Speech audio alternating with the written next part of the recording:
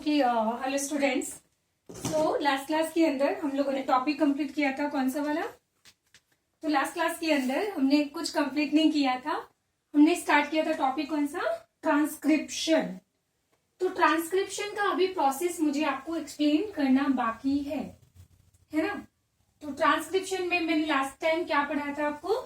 सबसे पहले हमने पढ़ा था जीन का definition, the fragment of the DNA, functional segment of the DNA which participate in transcription and form any type of RNA is called as gene.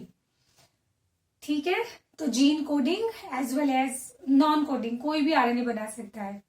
और gene किस में पार्टिसिपेट करता है? ट्रांसक्रिप्शन के अंदर।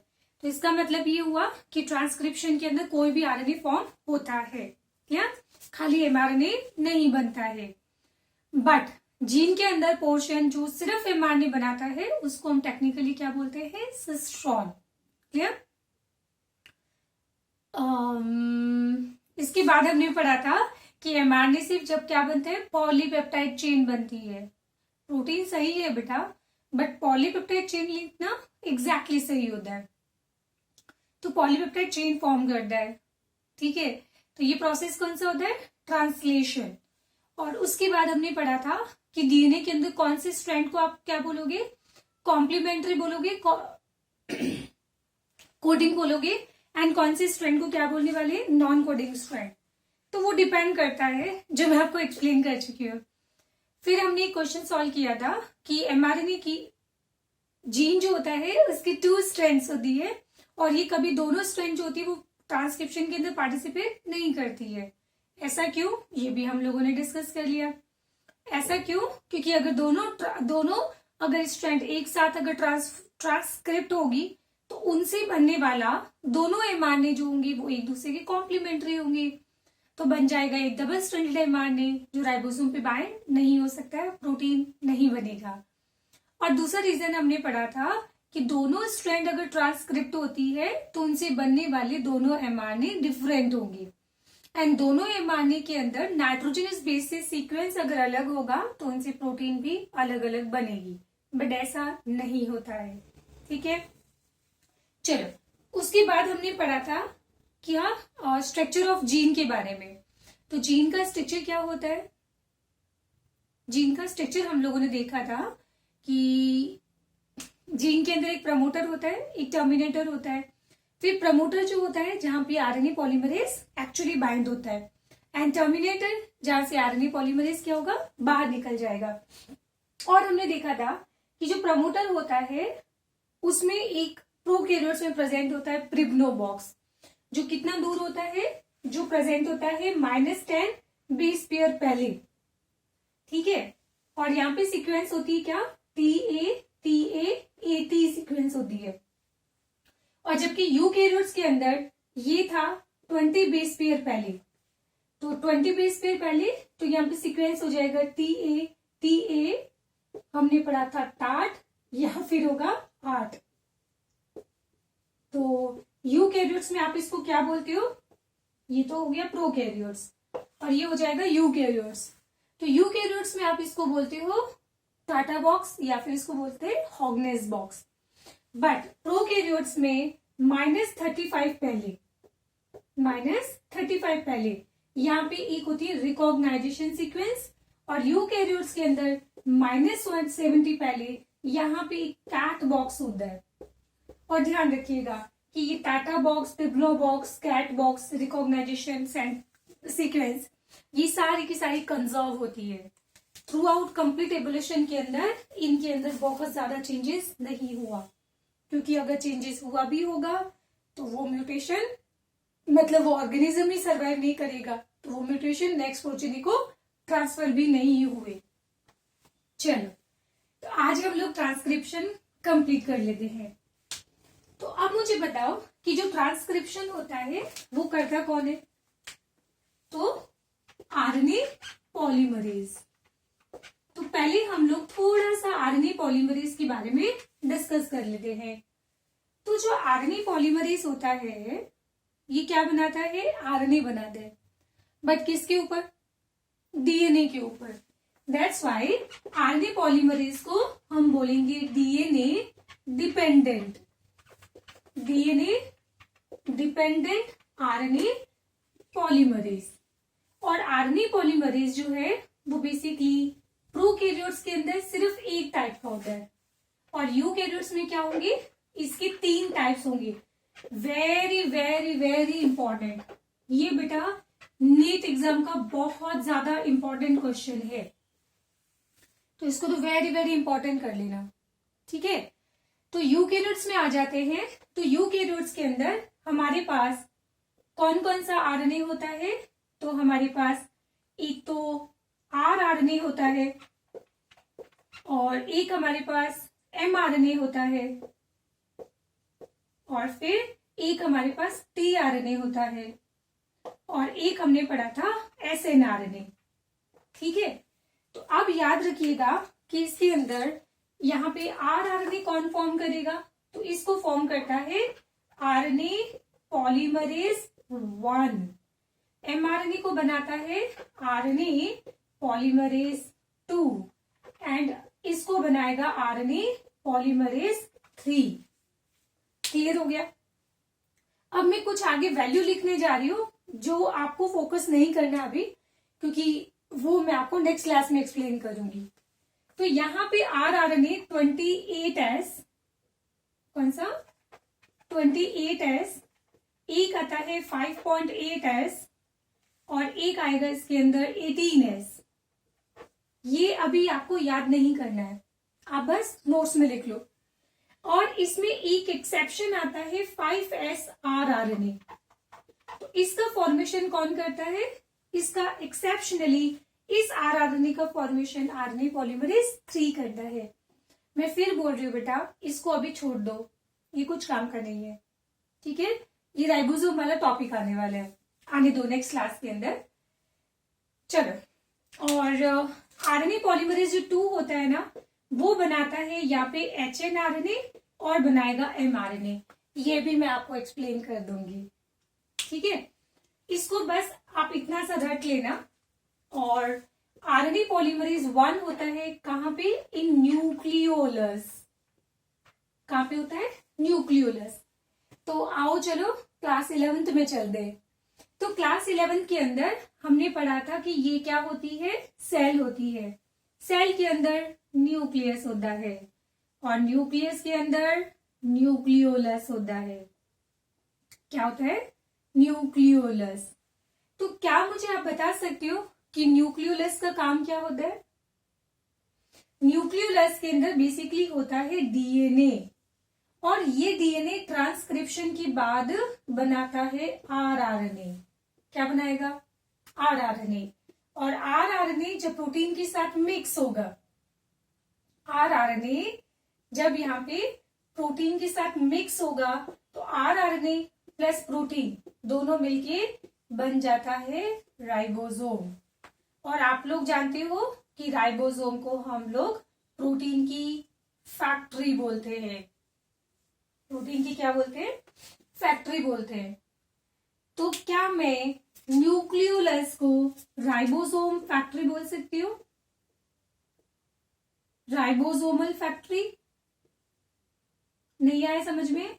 तो देखो, राइबोसोम पे क्या बनता है, प्रोटीन बनता है, बट राइबोसोम को बनाने के लिए चाहिए होता है आरआरएनए।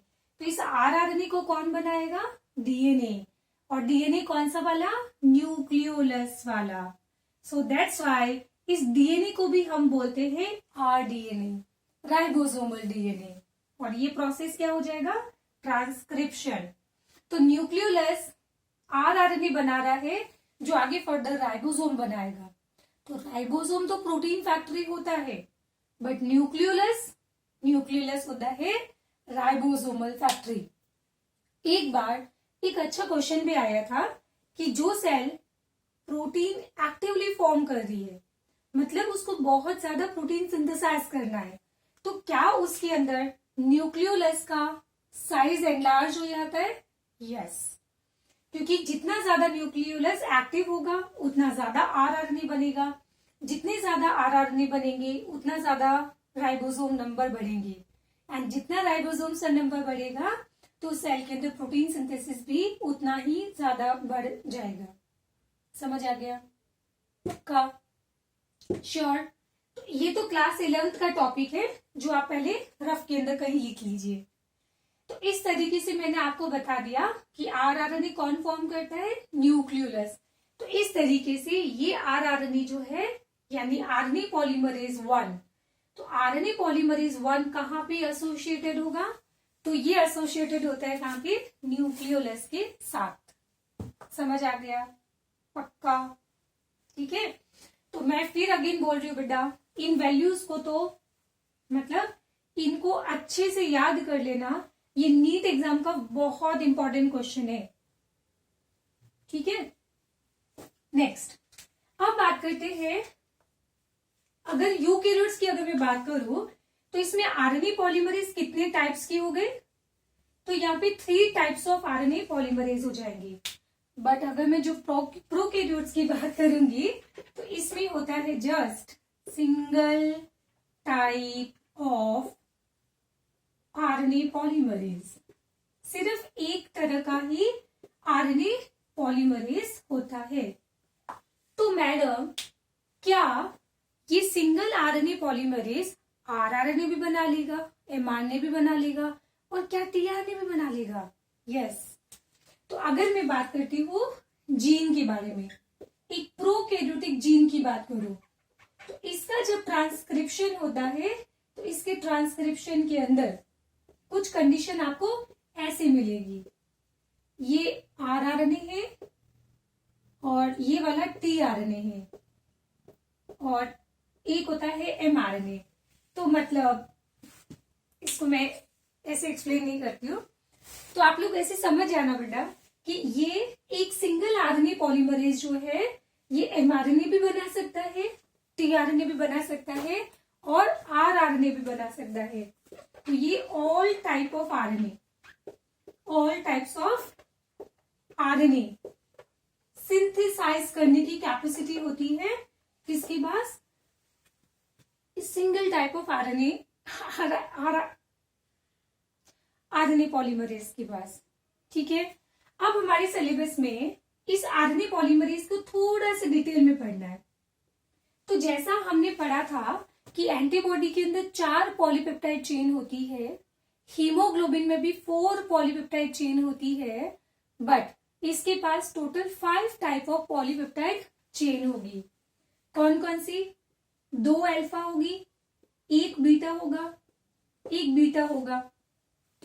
जैसे हीमोग्लोबिन में आप क्या बोलते हो, अल्फा 2 बीटा 2 बोलते हो ना, तो यहाँ पे देखो अल्फा 2 दोनों सेम, बीटा एक हो जाएगा बीटा डैश और एक हो जाएगा इसके अंदर ओमेगा।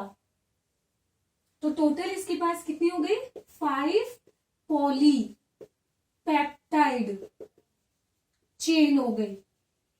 बट एक चीज याद रखिएगा कि ये अभी एक ऐसा इंसान है जिसकी आंखें नहीं है, एक ऐसा इंसान जिसके पास आंखें नहीं है, क्योंकि मैंने आपको बोला था बिल्कुल शुरू में कि जब ट्रांसक्रिप्शन करना होता है तो हमें 2 चीजों की जरूरत पड़ती है, एक तो आंखों की जरूरत पड़ती है और दूसरा आंखें रीड किसको करेगी, नंबर प्लेट को, नेम प्लेट को। तो वो नेम प्लेट कौन था, नेम प्लेट था TATA box, Pribnow box, Hogness box. और यहाँ पे आंखें कौन है, तो इसकी आंखें हो जाएगी यहाँ पे सिग्मा फैक्टर। तो ये बेचारा अभी ऐसा इंसान है जिसकी आंखें नहीं है, तो मतलब ये इसका कौन सा फॉर्म है, ये इसका इनएक्टिव फॉर्म है, तो इसको बोला जाएगा apoenzyme. Apoenzyme, apo means without, तो ये अभी इनएक्टिवेटेड फॉर्म के अंदर है। अब इसको हम दे देते हैं इसकी आंखें। तो ये आंखें कौन होता है, अगेन ये भी एक प्रोटीन होता है जिसको बोलते हैं सिग्मा फैक्टर। अब ये आंखें, इस आदमी की आंखें मिल जाने के बाद ये आदमी जो होगा वो एक्टिवेट हो जाएगा। अब नाउ उसको बोलते हैं होलोजाइम, होल एंजाइम, कंप्लीट एंजाइम। और नाउ अब ये क्या हो गया, ये यहां से हो जाएगा एक्टिवेट। तो इसका फॉर्मूला क्या हो जाएगा, alpha beta beta dash omega and this is sigma. समझ आ गया? तो ये भी आपके सिलेबस में है, इसको भी आप अच्छे से ध्यान रखना। तो ये हमारी टॉपिक कंप्लीट हो गया आरएनए पॉलीमरेज के बारे में। तो कोई दिक्कत है आपको? नहीं ना? बेटा सिंपल सी चीज है, 2-3 बार याद कर लेना। तो एक काम करो, अभी वीडियो को अगेन पॉज कर दो, रोक दो और फटाफट इसको रफ के अंदर प्रैक्टिस करो कि मैंने आपको अभी तक क्या पढ़ाया है। ठीक है, फिर उसके आगे बाद में चलो, साथ का साथ प्रैक्टिस करते चलो बेटा।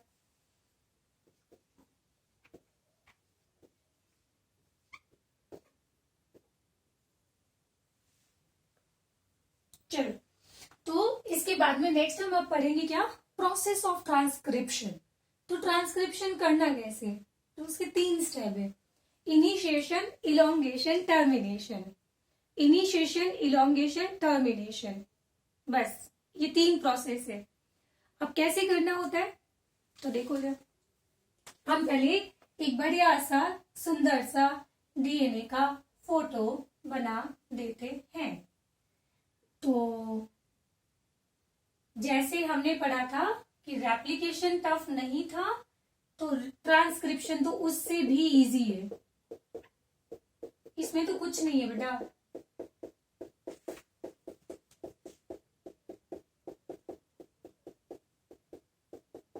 ये हो गया। तो अब इस केस में इस पोर्शन को मैं नाम दे देती हूँ क्या? प्रमोटर। और इस पोर्शन को मैं मान लीजिए यहाँ पे नाम दे देती हूँ टर्मिनेटर। तो ट्रांसक्रिप्शन कहां से शुरू होगा? प्रमोटर से। और आपने पढ़ा था कि प्रमोटर के अंदर क्या होता है? नेम प्लेट होता है, टाटा बॉक्स, और उसको कौन रिकॉग्नाइज करता है? Sigma factor. तो ये सिग्मा फैक्टर इस एक्चुअली प्रमोटर को रिकॉग्नाइज करता है, और रिकॉग्नाइज करने के बाद इस पूरे के पूरे कॉम्प्लेक्स को उठा के वो प्रमोटर पे चिपका देगा। तो मतलब सिग्मा फैक्टर का काम होता है कि सही घर में सही तरीके से बिल्कुल एंट्री गेट से एंटर होना। तो इस तरीके से यहाँ पे प्रमोटर के अंदर मान लो कि यहाँ पे है हमारा टाटा बॉक्स, तो इस टाटा बॉक्स के साथ में यहाँ पे बाइंड हो जाएगा कौन? Sigma factor. तो जब सिग्मा फैक्टर यहाँ बाइंड हो गया तो अल्टीमेटली जो आरएनए पॉलीमरेज होगा वो बाइंड हो जाएगा प्रमोटर पे। बताओ कोई दिक्कत? तो ये तो हो गया बाइंडिंग। अब उसके बाद यहाँ पे हम शुरू करते हैं ट्रांसक्रिप्शन करना। तो पहले हमें दोनों स्ट्रैंड को अलग करना होगा। ठीक है, जब दोनों स्ट्रैंड अलग हो जाएगी तब एक स्ट्रैंड के ऊपर हम लोग आरएनए को सिंथेसाइज करेंगे। तो ये अब काम कुछ ऐसे होगा, टेंशन मत लो, बिल्कुल सिंपल है।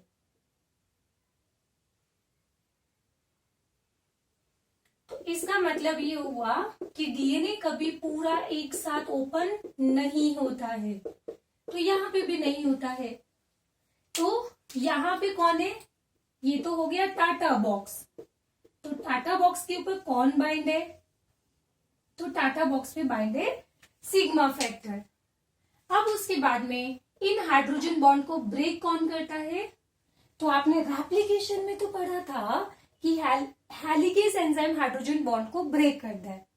बट यहाँ पे इंटरेस्टिंग चीज, आरएनए पॉलीमरेज अपकमिंग न्यूक्लियोटाइड के बीच में फॉस्फोडाइएस्टर बॉन्ड तो बनाता ही है, साथ में ये खुद ही हेलिकेज की तरफ ही वर्क करेगा।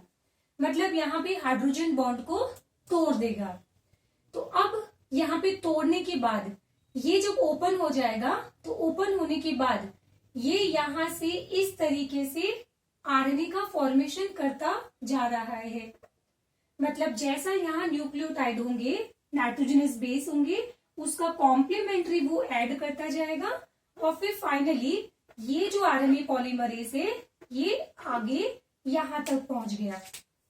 और जब इसके पीछे यहाँ पे छोटा सा आरएनए का स्ट्रैंड बन जाता है, तो ये क्या बन गया? यहाँ पे छोटा सा आरएनए स्ट्रैंड बन गया। ठीक है, पक्का। चलो आगे देखो।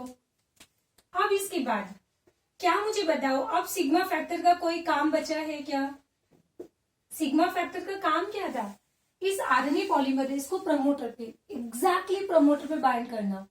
ठीक है, तो इसका काम हो जाने के बाद यहां से जो सिग्मा फैक्टर होगा वो यहां से रिलीज हो जाएगा। तो ये सिग्मा फैक्टर का काम खत्म। चलो, तो ये यहां से क्या हो गया? रिलीज हो गया। अब इसके बाद ये जो आरएनए पॉलीमरेज है ये और आगे मूव करेगा। देखो कैसे, बहुत सिंपल है बेटा।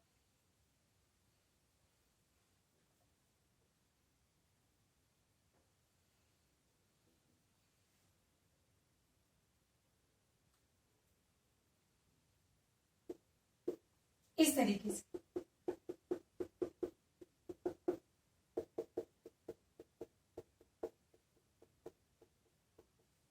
ये हो गया।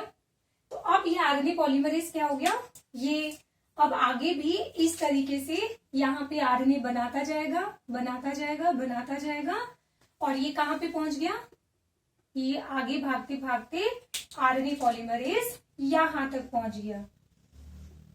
तो आरएनए पॉलीमरेज यहां तक तो पहुंच गया, पर बेटा ये वाला जो आरएनए का स्ट्रैंड जो इसने पहले बनाया था वो स्ट्रैंड यहां से बाहर निकल जाएगा। ये वाला स्ट्रैंड यहां से बाहर निकल जाएगा। तो ये वाला स्ट्रैंड कौन सा होता है? दिस इज 5 प्राइम, क्योंकि आरएनए का सिंथेसिस कौन से डायरेक्शन में हो रहा है? 5 to 3 डैश में। तो 3 डैश को अभी भी पकड़ के रखा है आरएनए पॉलीमरेज ने। ये देखो आगे क्या होता है। तो ये प्रोसेस इस तरीके से चलता रहेगा।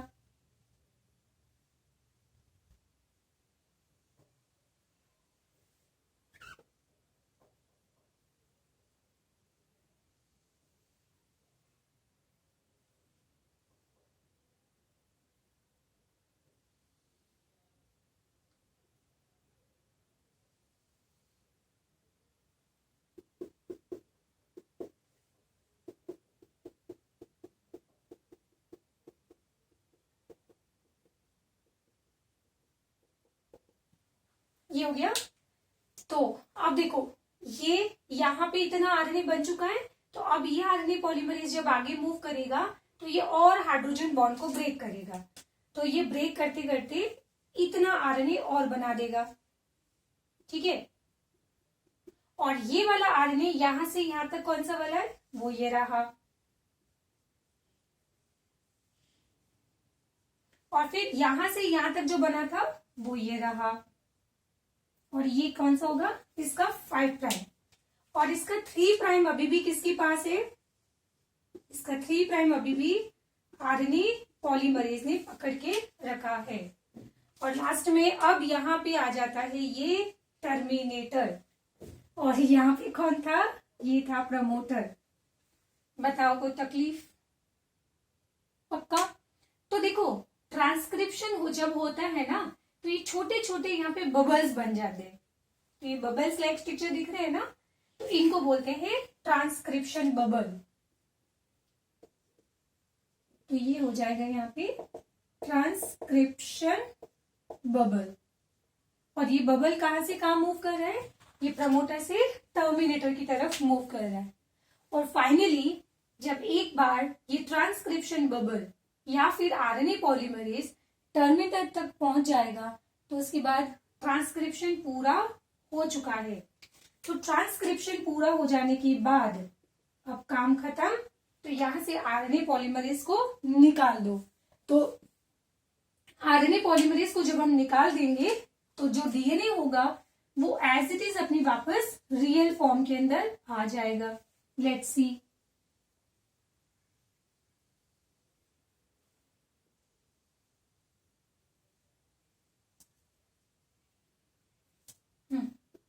तो यहाँ पे ये वापस डीएनए हो जाएगा आपका एज इट इज, क्योंकि हाइड्रोजन बॉन्ड तो अपने आप बनते हैं।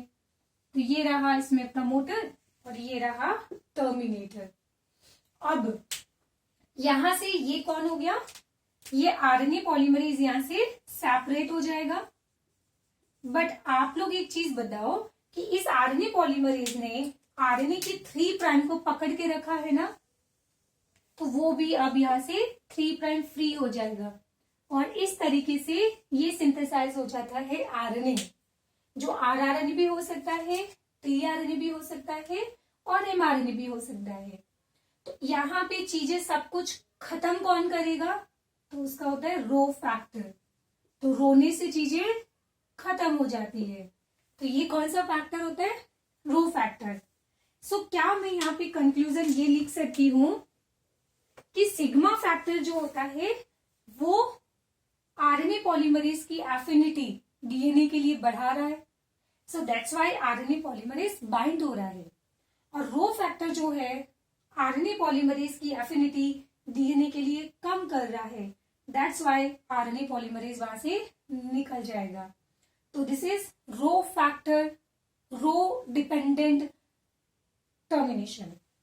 ये क्या हो जाएगा, रो डिपेंडेंट टर्मिनेशन। तो ये रहा हमारा आरएनए पॉलीमरेज। तो इसकी एफिनिटी फॉर डीएनए कौन इंक्रीज करता है, तो आप लोग जानते हो सिग्मा फैक्टर, ठीक है। और इसकी एफिनिटी डिक्रीज कौन करता है, तो आप बोलोगे rho factor, RHO, rho factor. समझ आया, पक्का। तो ये हो गया प्रोसेस खत्म।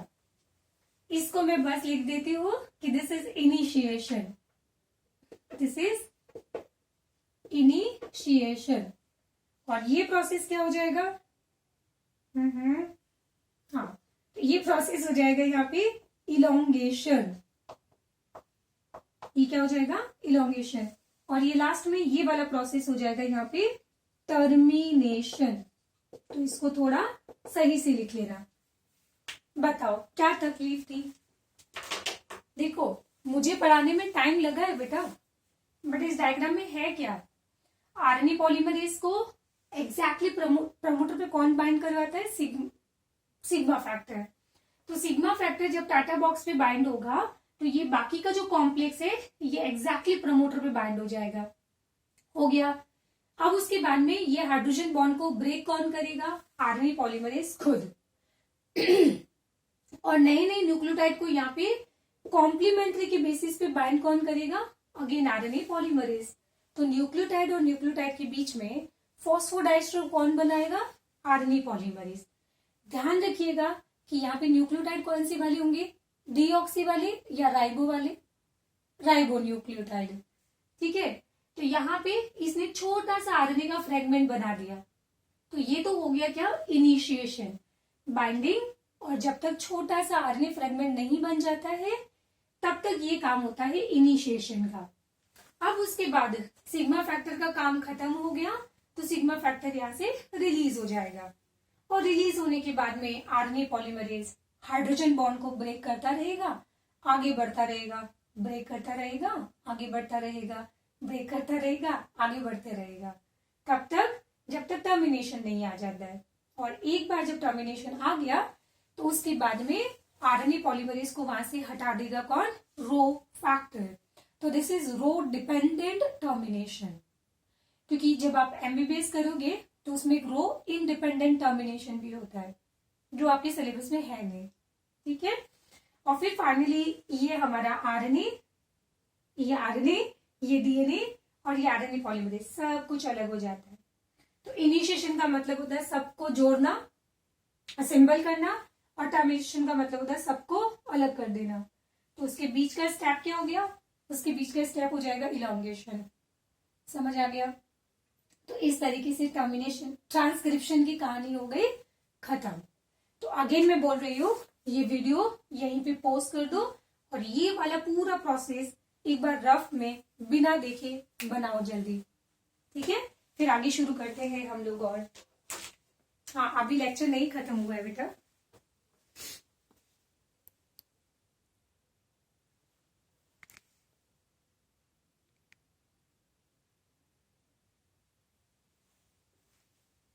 चलो, तो अब देखो ट्रांसक्रिप्शन हो जाने के बाद अब हमें थोड़ी चीजें और पढ़नी होगी। यहाँ पे ट्रांसक्रिप्शन का प्रोसेस तो खत्म हो गया बेटा, बट अब यहाँ पे कुछ है ना, ऐसे कुछ बातें करनी होगी बस। क्या करनी होगी? बातें। तो आओ चलो करते हैं बातें। ये है अब बड़ी बड़ी बातें। कौन सी बातें? अब हम बड़ी बड़ी बातें करते हैं, ठीक है। तो क्या कभी आप लोगों ने स्प्लिट जीन के बारे में सुना है? स्प्लिट जीन, वैसे SPLIT, स्प्लिट का मतलब क्या होता है? डिवाइड होना। तो एक्चुअली जो यूकैरियोट्स का जो DNA होता है ना, उसके अंदर जो जीन होता है वो क्या होता है? स्प्लिट जीन होता है। बताती हूँ उसका मतलब। तो ये चैप्टर कैसा लगा बेटा? देखो सुनो, दो चीजें होती है, एक टीचर का पार्ट होता है और एक स्टूडेंट का पार्ट होता है। तो मेरे पार्ट पे आई थिंक सो मैं बहुत मेहनत कर रही हूँ, आई थिंक सो, ठीक है। पर अब तुम्हारे पार्ट पे तुम कितना मेहनत कर रही हो बेटा, और इस टॉपिक का कितना रिवीजन कर रही हो चैप्टर का, तो वो तुम पे डिपेंड करता है, ठीक है। ऐसा नहीं होता है बेटा कि टीचर खूब सारा मेहनत करता रहे और बच्चा कुछ भी नहीं कर रहा है, तो कुछ नहीं हो सकता है। हम दोनों साइकिल के दो पहिए हैं बेटा, दोनों में से अगर एक भी पंचर हो गया ना, चाहे टीचर वाला पहिया या स्टूडेंट वाला पहिया, बेटा एक भी पंचर हो गया तो गाड़ी घसीटना बहुत मुश्किल हो जाता है, ठीक है। चलो तो आगे करते हैं कुछ बातें। तो टॉपिक का नाम भी लिख देते हैं, बड़ी बड़ी बातें, ठीक है। तो अब बातों में कुछ बात आती है स्प्लिट जीन की।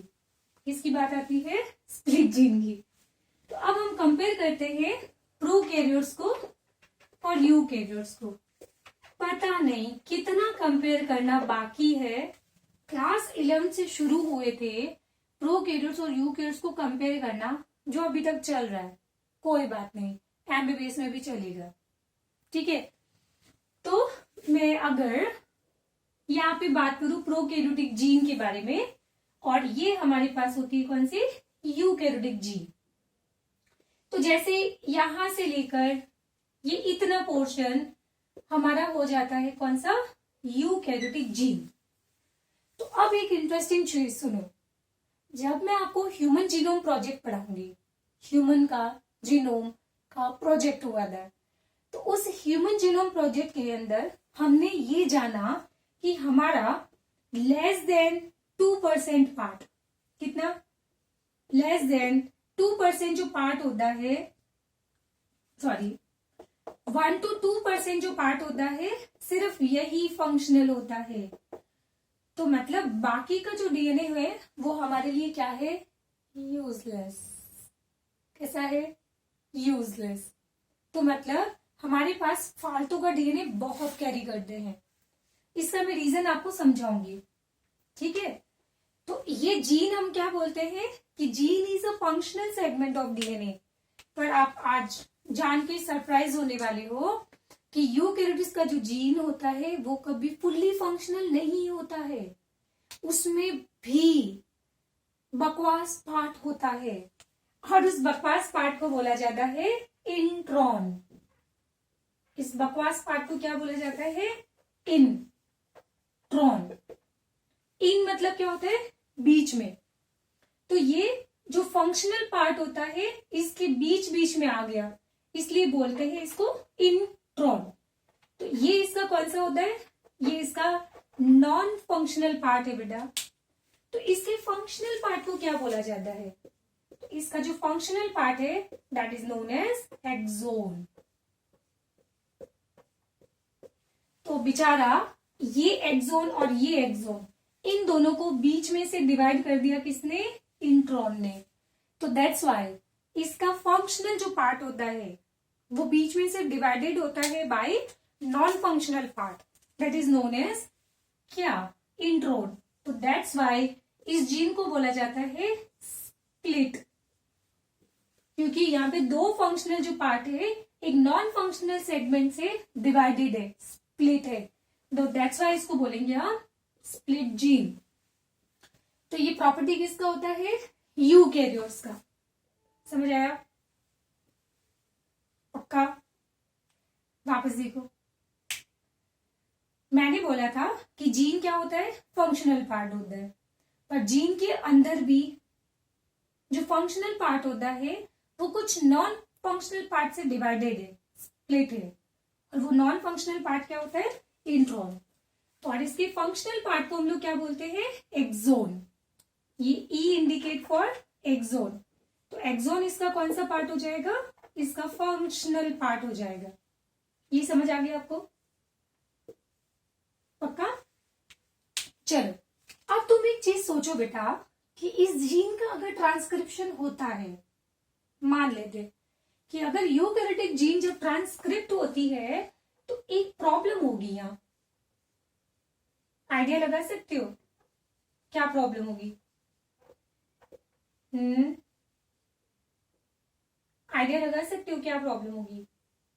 इससे बेटा ये प्रॉब्लम होगी कि इससे जो आरएनए बनेगा उस आरएनए के अंदर फालतू का पार्ट भी होगा।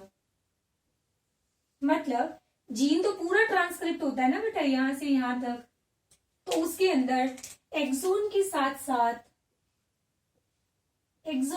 साथ वहां पे इंट्रॉन भी प्रेजेंट होंगे जो हमको नहीं चाहिए। ये लो, अब क्या करें? तो इस आरएनए को बोला जाएगा क्या? HNRNA। HNRNA। ये प्रोसेस क्या है? This is transcription. और इसको HNRNA क्यों बोलते हैं? H indicate for heterogeneous and N indicate for nuclear and RNA तो RNA होता है। तो इसको न्यूक्लियर RNA क्यों बोलते हैं? बिकॉज ट्रांसक्रिप्शन होता कहाँ है? न्यूक्लियस के अंदर। तो ये बहुत ऑब्वियस ही चीज है जो मुझे बताने की जरूरत नहीं है, ठीक है। और हेटेरोजीनस का मतलब क्या होता है? दो डिफरेंट प्रॉपर्टी, ऑब्वियसली, क्योंकि एक इसके पास एक्सोन है, एक इसके पास इंट्रॉन है, तो ये कैसा होगा? होमोजीनस नहीं होगा, ये कैसा होगा? हेट्रोजीनस। सो दैट्स वाई इसको बोलते हैं HNRNA। एक मिनट मैडम, हमको तो mRNA चाहिए था जो फुल्ली फंक्शनल हो। तो कोई बात नहीं, HNRNA बनाने के बाद हम इसमें से जो फालतू का जो सेगमेंट है, एंड फालतू का सेगमेंट का मतलब यहाँ पे जो इंट्रॉन है उन इंट्रॉन्स को हम लोग यहाँ से रफा दफा कर देंगे। तो इंट्रॉन्स को हम लोग निकाल देते हैं। तो इंट्रॉन्स को निकालने के बाद ये पीछे जो बचेगा आरएनए, उसमें सिर्फ होते हैं एक्सोन। तो उसमें सिर्फ क्या होते हैं? एक्सोन होंगे। और जब सिर्फ एक्सोन होंगे तो ये आरएनए कैसा हो गया? Mature RNA. So that's why इसको हम बोल सकते हैं मैच्योर आरएनए, या फिर इसको बोल सकते हैं mRNA। और इसके अंदर सिर्फ और सिर्फ एक्सोन है, तो इसका नेचर कैसा होगा? हेटेरो या होमो? तो इसको बोलते हैं होमोजीनस आरएनए। समझ आया? तो ये फुल्ली मैच्योर आरएनए है। ये फुल्ली क्या हो गया? मैच्योर आरएनए होगा। Now it is ready for formation of protein. Clear?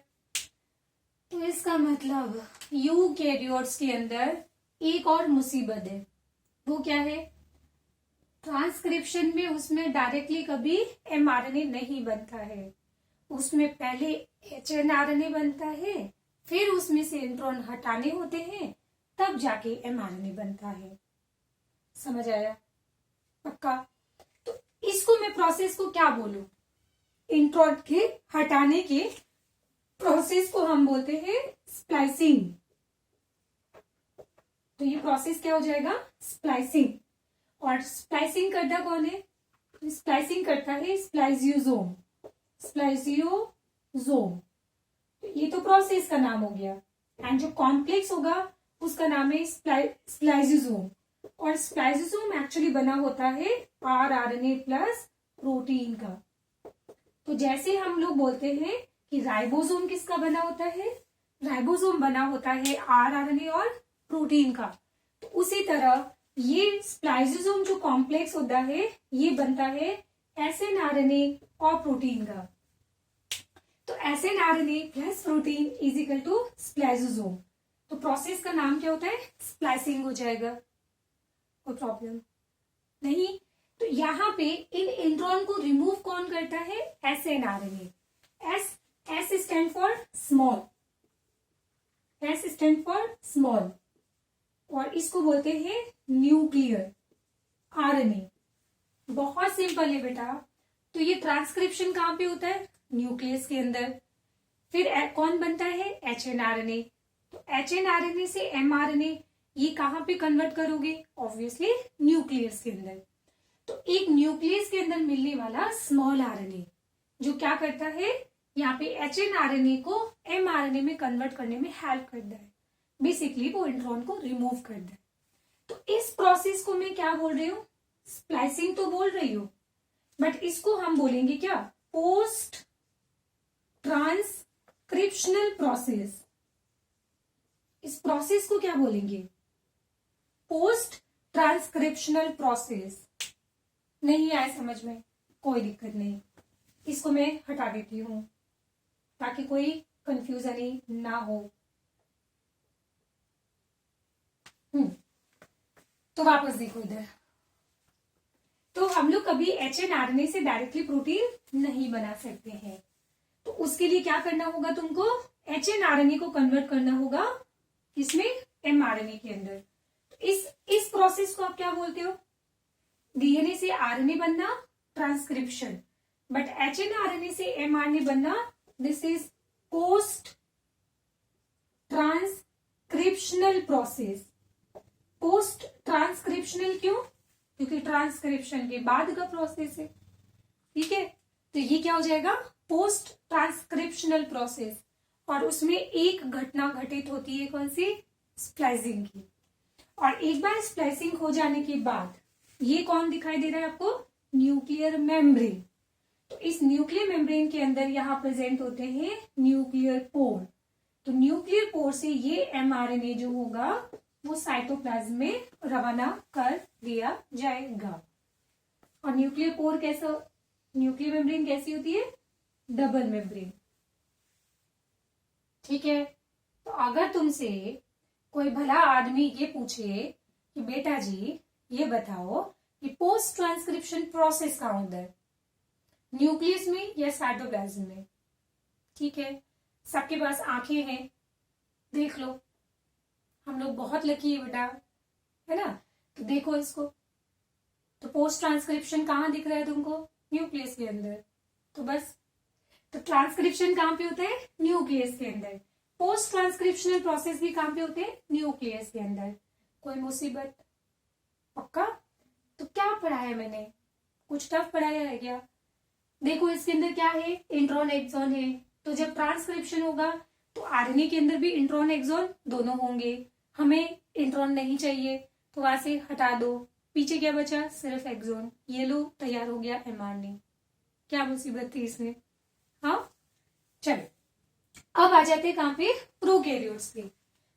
Prokaryotes बड़े लकी है बेटा, बहुत लकी कि उनको इतनी माथापच्ची की कोई जरूरत ही नहीं है, क्योंकि इनका जो पूरा डीएनए होता है वो फुल्ली फंक्शनल होता है। तो यहाँ पे इंट्रॉन होते ही नहीं है।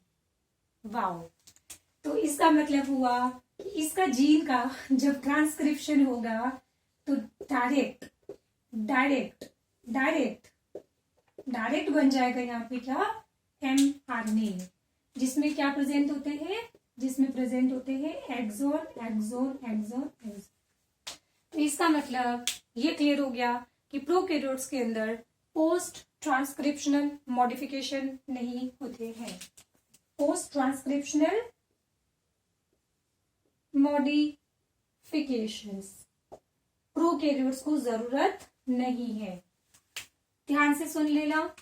अगर ये तुमको टॉपिक समझ आ गया तो फिर बायोटेक में एक और टॉपिक तुमको समझ आ जाएगा। नहीं तो फिर बेटा वहां पे बायोटेक पढ़ने में बहुत दिक्कत होगी, सोच लेना। तो इतना कोई बड़ी बात है भी नहीं, क्या है, यही तो बोल रहा है ना कि प्रोकैरियोट्स के अंदर स्प्लिट जीन नहीं होती है और उसके अंदर स्प्लाइसिंग भी नहीं होती है और पोस्ट ट्रांसक्रिप्शनल मॉडिफिकेशन की भी कोई जरूरत नहीं होती है। पक्का? चलो आगे देखो। एक इवोल्यूशन के दौरान ऐसा कुछ हुआ है। कैसा कुछ हुआ है? ऐसा कुछ हुआ है कि सबसे पहले इवॉल्व हुए थे आर्कीबैक्टीरिया, फिर कौन बना? यू बैक्टीरिया, फिर कौन बना? Eukaryotic cell. तो जब मैं आपको बोलूं यू बैक्टीरिया, मतलब जिनको आप बैक्टीरिया बैक्टीरिया चिल्लाते हो ना, तो वो कौन से वाले? You bacteria. अब हुआ क्या, इवोल्यूशन के अंदर एक मजाक हो गया। इवोल्यूशन के अंदर मजाक मजाक में ये काम हो गया। क्या? अभी तो हमने पढ़ा था कि यूकैरियोट्स के अंदर स्प्लिट जीन प्रेजेंट होती है, बैक्टीरिया के अंदर स्प्लिट जीन अब्सेंट होती है। वेरी वेरी इंपॉर्टेंट, एनसीईआरटी का लाइन, आर्कीबैक्टीरिया में स्प्लिट जीन प्रेजेंट होती है। तो इसका मतलब इवोल्यूशन के अंदर ये मजाक हुआ कि जो सबसे पहले लाइफ बनी थी उसमें स्प्लिट जीन प्रेजेंट था, फिर स्प्लिट जीन गायब हो गया और फिर स्प्लिट जीन वापस आ गया। ठीक है, तो इस तरीके से अगर मैं स्प्लिट जीन की बात करूं तो ये कहां पे होता है? ये आपको आर्की बैक्टीरिया में भी मिलेगा और यूकैरियोटिक सेल में भी मिलेगा, इन आर्कीबैक्टीरिया और इन यूकैरियोटिक। और एनसीईआरटी के अंदर ऐसे डायरेक्ट नहीं लिखा हुआ है, क्योंकि एनसीईआरटी क्या है? एक समरी बुक है, सब बातें घुमा घुमा के बोली जाती है, पता नहीं क्या चाहते हैं। तो वहां पे ये लिखा हुआ है कि the presence of split gene is a ancient feature. हमारे कोई दादाजी परदादाजी के टाइम की बात हो रही है, तो ये है बेटा सबसे एंशिएंट। तो एंशिएंट का मतलब आर्कीबैक्टीरिया की बात की जा रही है। तो स्प्लिट जीन का प्रेजेंस इज एंशिएंट फीचर, बहुत एंशिएंट एंड एंटीक्यूट। एंशिएंट और एक टर्म यूज हुआ है एंटीक्यूटी। एंटीक्यूटी और एंटीक्यूटी मतलब जो नहीं पता चीजें प्राचीन होती है ना, उनको बोलते हैं ना एंटीक। हाँ, तो ये एंटीक भी है और एंशिएंट भी है, बहुत प्राचीन चीज है ये स्प्लिट जीन का प्रेजेंट होना। और वो मैंने आपको समझाने में सक्सेसफुल हो गई कि ये एंटीक्यूटी का और एंशिएंट का एक्चुअली मतलब क्या बनता है। समझ आ गया? पक्का? तो अगेन फिर एक काम करो, वीडियो को यहीं पे पोस्ट करो, पहले इसको अच्छे से प्रैक्टिस कर लो, जल्दी जल्दी जल्दी जल्दी।